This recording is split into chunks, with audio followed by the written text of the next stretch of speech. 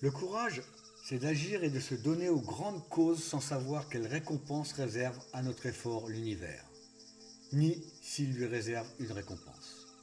Jean Jaurès. Acte 4. Le travail extérieur. Nous sommes le 3 avril 2020. Bonjour à toutes et à tous et bienvenue sur notre chaîne. Récapitulatif des actes précédents. Acte 1. Réflexion et étude de la situation actuelle. Acte 2. Cap sur l'éveil de conscience. Acte 3. Le travail intérieur. Suite. Acte 4. Le travail extérieur. Aujourd'hui. L'acte 4 nous met dans la perception future du bonheur. Je précise cela car dans l'acte 3, il faut être honnête, l'introspection est loin d'être une chose facile. Beaucoup d'éléments interviennent. Crise de guérison, tristesse soudaine, colère intérieure, toutes sortes de sentiments et d'émotions refoulées refont surface. Nous y reviendrons dans le dernier acte, le 5. Pour l'instant, nous sommes donc sur l'autre rive. Les blessures sont pensées, les douleurs et souffrances sont comprises et donc dissous. Souvenons-nous d'un des principes de vie, tout ce qui résiste persiste, tout ce qui est compris se dissout. Alors que devons-nous comprendre sur cette nouvelle rive? Eh bien, en premier lieu, la connexion avec la nature. Comprendre des 4 éléments et des 4 saisons. Les 4 éléments, le feu, l'eau, la terre et l'air. Les Chinois en ont 5, mais c'est une autre histoire. Nos 4 éléments vont nous être utiles tout au long de notre existence. Nous aurons souvent besoin d'utiliser ces éléments pour chaque difficulté rencontrée au cours de notre vie. Nous avons aussi, je pense, en chacun de nous, un ou plusieurs éléments de prédilection. Prochaine vidéo à suivre sur ce sujet. Ensuite, savoir qu'il existe une énergie pour les 4 saisons. Parmi les grands cycles de vie que nous allons étudier un peu plus tard, le cycle des saisons est le plus fondamental. Les saisons sont en fait de véritables étapes de transformation pour l'être humain qui reçoit ses forces énergétiques à tout moment. De savoir, de comprendre et d'appliquer cela en temps voulu amène une fluidité à votre vie, une imagination, une créativité, une action puissante à la réalisation de votre être. Et ce plan existe depuis les origines. Le printemps donc, c'est une énergie extraordinaire de renaissance et de nouvel élan. On renaît à la vie extérieure et la nature reprend vie. Le germe longtemps préparé sort de terre, les bourgeons éclatent, l'énergie de la vie s'exprime à nouveau. Chaque matin est un nouvel réveil avec tous ses possibles, on imagine. L'été. La lumière est à son maximum d'expression extérieure. C'est une période d'expansion, de rayonnement et d'expérimentation. C'est le moment d'être impliqué véritablement dans le monde et dans l'action. Quand on entreprend un travail d'ouverture, le taux vibratoire du corps augmente, on devient capable de se transformer et d'évoluer. On crée et on active. L'automne. L'automne correspond à la période de l'assimilation et de la récolte. Il est essentiel à cette saison de faire le bilan de son année. Les formes extérieures commencent à se transformer et à disparaître. De la même manière, on apprend à lâcher prise, à abandonner les vieilles habitudes pour faire un tri. Dans la nature, les feuilles tombent. Il est important de rejeter la tristesse et la mélancolie car l'état dépressif est fréquent à l'automne. On réalise. L'hiver. La nature est au repos. Il correspond à la nuit, à la disparition.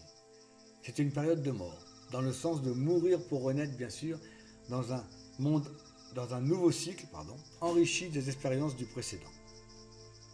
L'hiver correspond à l'éveil de la force spirituelle en soi, à l'éveil du maître intérieur. Il est primordial de ralentir ses activités, de se coucher tôt, de savourer des soirées tranquilles au coin du feu, comme le gardien qui veille pour mettre en matrice les nouveaux germes. On se repose. On peut constater que même en ce moment de crise salutaire, tout est à sa place. Le printemps, saison extraordinaire de renaissance et de nouvel élan, situation actuelle. L'été, période d'expansion, de rayonnement et d'expérimentation, situation future si application de l'élément printemps. Automne, période de l'assimilation et de la récolte. Situation future si application de l'élément été. Hiver, repos. Tout travail mérite salaire et repos. Alors le lien entre l'extérieur et l'intérieur. L'univers entier est fait d'énergie et votre corps n'est pas une exception à la règle. En étant donc en harmonie avec les énergies extérieures, les éléments et les saisons, une sorte d'association va se créer, une harmonisation avec votre corps et les champs d'énergie qu'il possède. C'est aussi simple que cela. Ensuite, découvrons cet autre magnifique cadeau de l'univers, les lois. Quelles sont ces fameuses lois qui gouvernent et régissent l'univers? Alors ce ne sont pas des lois qui interdisent, contrairement à ce que l'on connaît des lois en général. Ce sont des lois pour aider. Ce sont des lois pour initier un certain ordre, car sans ordre, rien n'est possible. Rappelons-nous le plan de la maison. Il existe dans le monde différentes lois universelles qui ont un impact sur de nombreux domaines de notre vie. Ces lois fonctionnent toujours de la même façon pour tout le monde. La compréhension de ces lois vous permettra de les utiliser à votre avantage. Des vidéos sont déjà en ligne pour vous faire découvrir les concepts et surtout la compréhension une à une des 7 lois fondamentales, à lire, à comprendre et à appliquer au quotidien. Prenez votre temps, cela ne se fait pas en un jour. C'est d'ailleurs pour cette raison que le travail intérieur est absolument nécessaire avant toute chose. Vous ne pourrez rien négocier avec l'univers tant que vous serez dans le chaos. Ces lois sont au nombre de 7. La loi du mentalisme, la loi de correspondance, la loi de la vibration, la loi de polarité, la loi du rythme, la loi de cause à effet et la loi du genre. À ce premier enseignement s'ajoute un autre, celui du secret des anciens, expliquant qu'il y a un ordre pour tout. Une fois de plus, des vidéos sont en ligne déjà expliquant l'ordre en toutes choses dans la vie, et cela aussi est identique pour tout le monde. Cet enseignement est directement tiré de la Kabbale. Pour une compréhension universelle, je l'ai traduit au plus simple. À vous d'aller piocher dans les anciens registres de paix pour plus de détails. Pour cette merveilleuse compréhension à cette matrice, l'ancienne Égypte nous livre et nous apprend aussi que tout dans la vie fonctionne par cycle. Certains cycles sont annuels, d'autres mensuels et d'autres hebdomadaires. Il en existe aussi de beaucoup plus longs. Un cycle peut être celui d'une retraite loin du monde et un autre celui d'une poussée vers le monde extérieur.